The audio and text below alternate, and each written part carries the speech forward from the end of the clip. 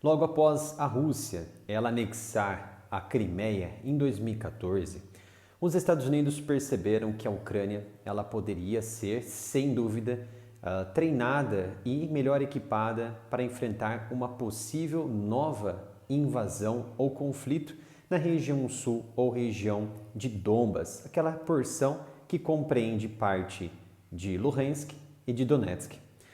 Acontece que havia ali uma resistência por parte dos ucranianos em tratar sobre os assuntos de independência e de separação ali da região das porções de Donbas. E é claro que isso era legítimo, porque os que estavam ali solicitando a independência eram indivíduos russos, pró-russos e também ucranianos que tinham uma identidade com a Rússia.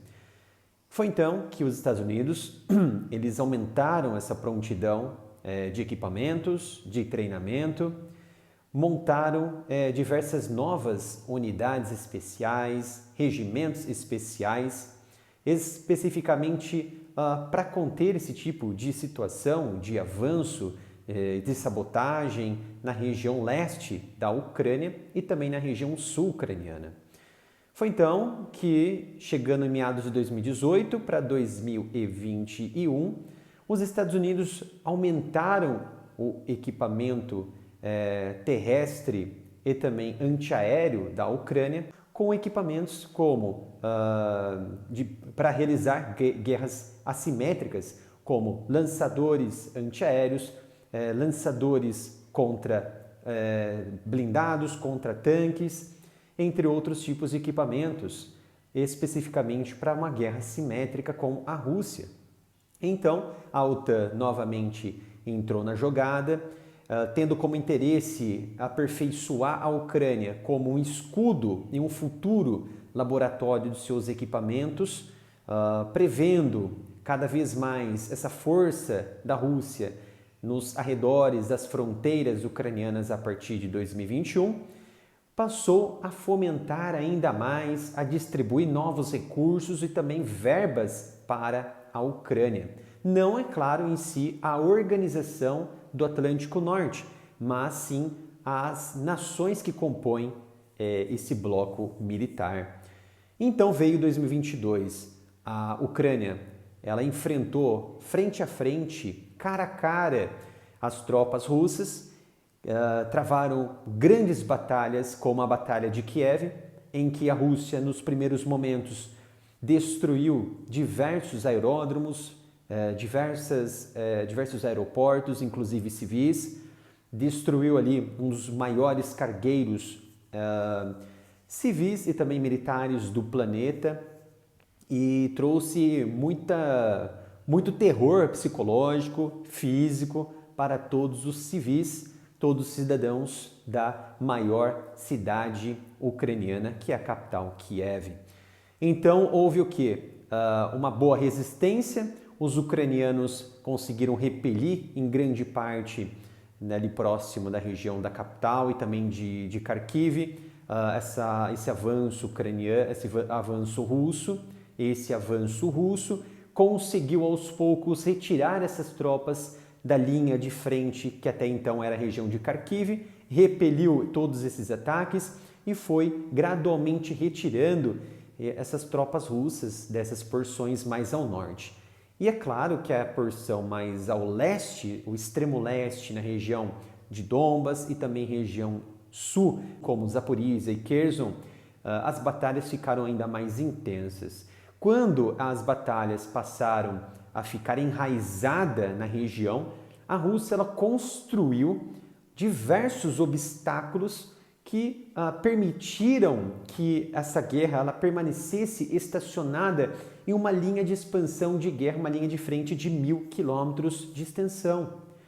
E assim vieram novos equipamentos e a Ucrânia ela conseguiu lançar diversas frentes de contraofensiva, mas, é claro, não surtiu tantas vantagens para a Ucrânia, mas conseguiram afastar um pouco as tropas russas, além daquelas porções de obstáculos empregadas pelos russos, como as regiões de Kherson e as regiões de Zaporizhia. Conseguiu afastar essas tropas russas. Tanto é que a margem à direita do rio Dnipro foi sendo conquistada novamente pelos ucranianos, mas é claro que eles não conseguiram um bom progresso na região. E aí vieram o quê? A falta de equipamento para as tropas ucranianas, porque os Estados Unidos, nesse início de ano, segurou um financiamento bilionário que iria dar suporte em mísseis antiaéreos que mais estavam sendo necessitados no conflito atual por parte dos ucranianos. E a Rússia ela aproveitou essa deixa, aproveitou esse mecanismo de falta de suporte e elevou os seus ataques de artilharia de 10 mil projéteis dia contra 3 a 2 mil projéteis dia da Ucrânia. Isso enfraqueceu as tropas ucranianas. O moral dos militares foram diminuindo. Mas aqui observamos também nesse conflito que a Ucrânia ela passou a empregar equipamentos que até então eram equipamentos não muito utilizados num conflito de grandes dimensões, por exemplo, na região do Cáucaso, na região dos Balcãs, na região do Oriente Médio, mas que vinha sendo utilizado principalmente pelos americanos na guerra ao terror, como drones de reconhecimento, de vigilância e de ataque.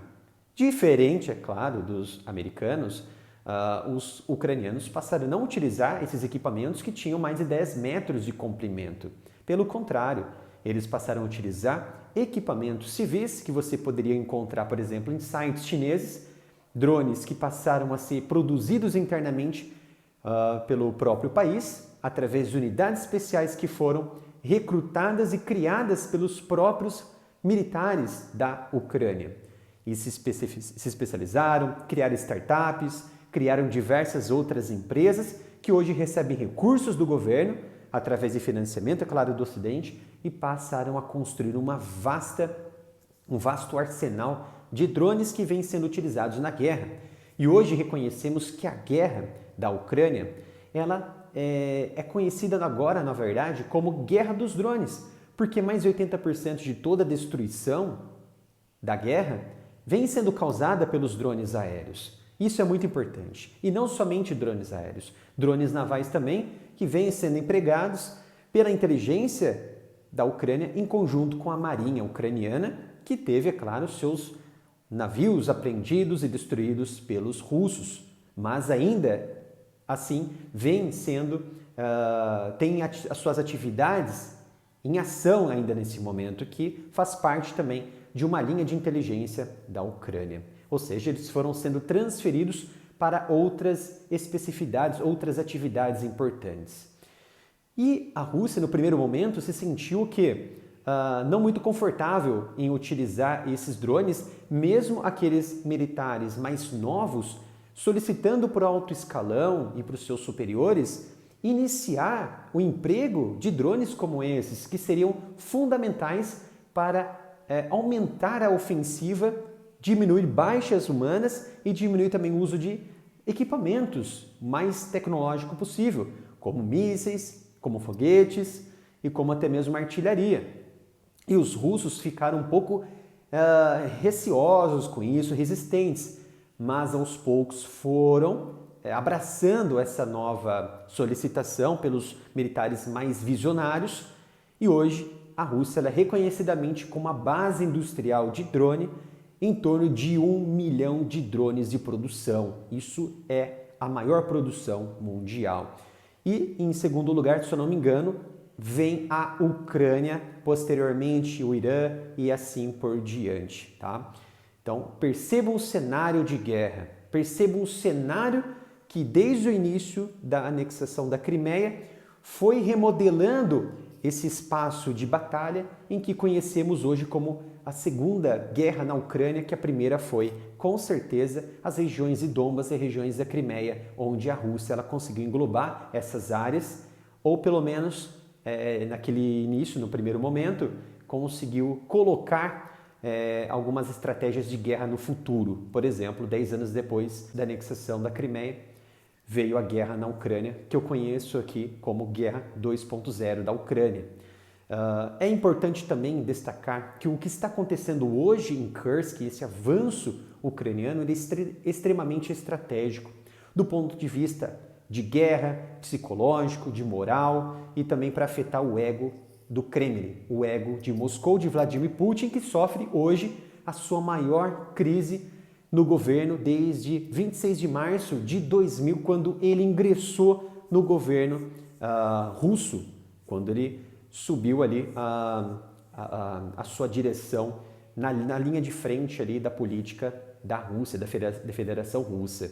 Hoje analiso que a Ucrânia, avançando suas porções de guerra na região de Kursk, mais ao norte ali, de Sumy, o oblast ucraniano de Sumy, vem alavancando um avanço importante e atacando de forma despretensiosa por parte dos russos, que não estavam preparados para sofrer uma invasão como essa, de blindados, de tanques e também de artilharia.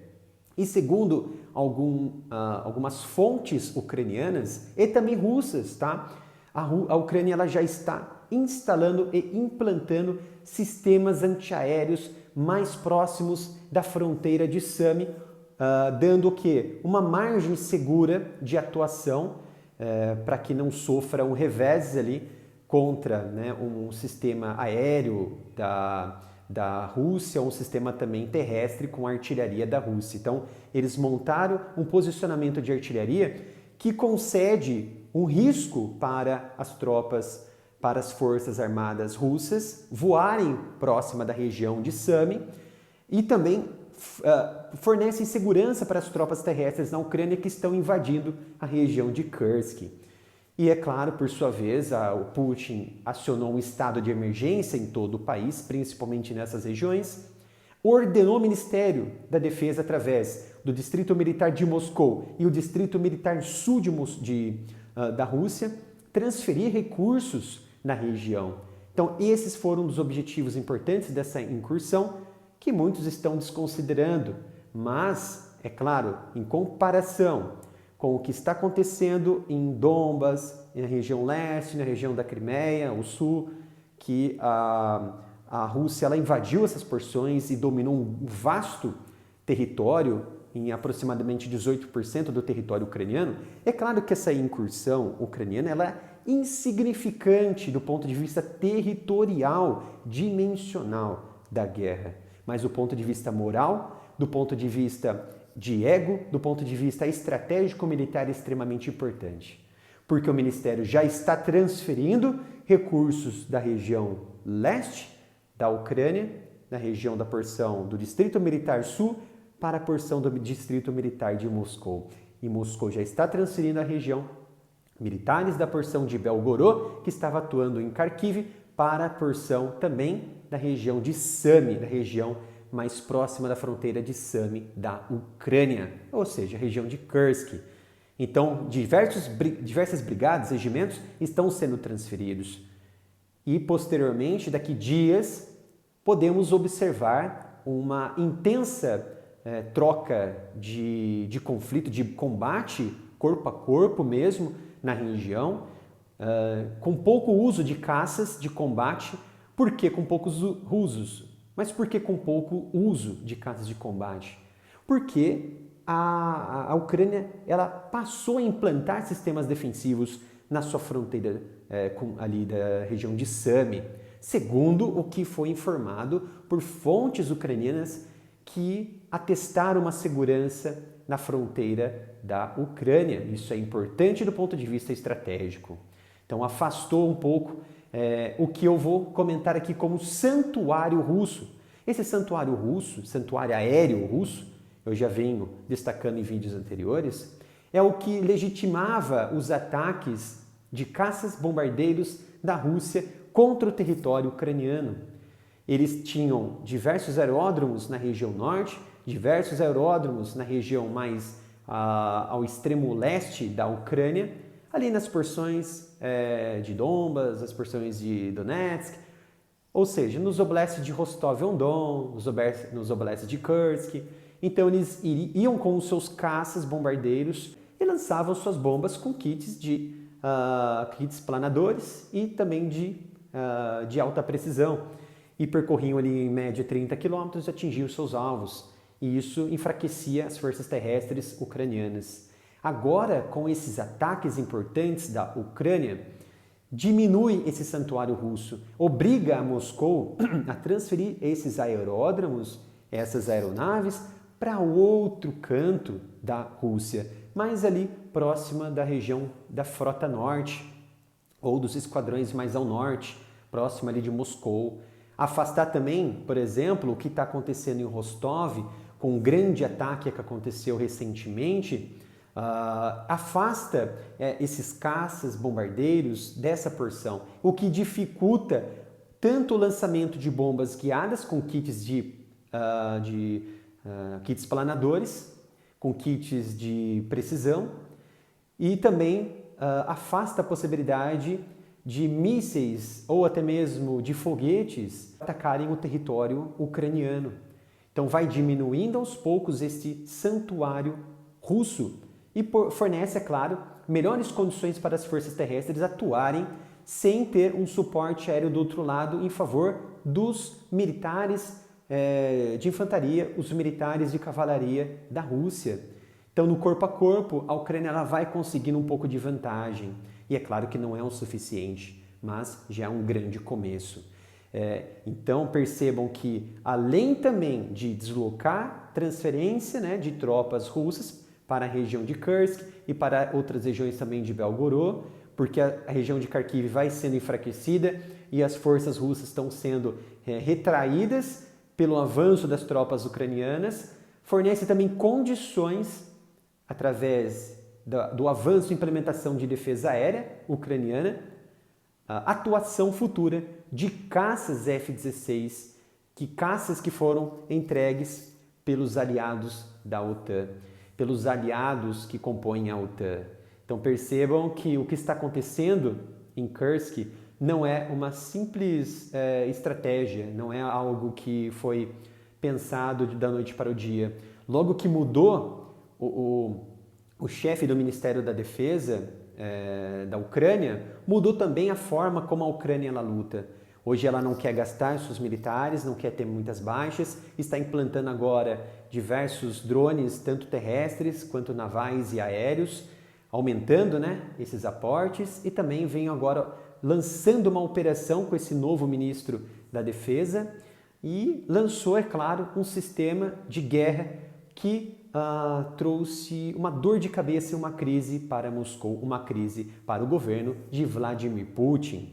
E com certeza as forças armadas ucranianas vão progressivamente ganhando mais espaço, reduzindo esses obstáculos, avançando além desses obstáculos criados pela Rússia e, quem sabe, no futuro, aumentar esse espaço de retorno do seu domínio e retorno desses territórios de volta à sua Constituição, que foi tirado ali, mesmo que de forma ilegal, claro, mas foi tirado por parte da Federação Russa através dessa guerra na Ucrânia. Não deixe de dar o seu gostei, compartilhar o vídeo, se inscrever e ativar o sino de notificação. E obrigado pela sua presença. Nos vemos no próximo vídeo aqui no canal.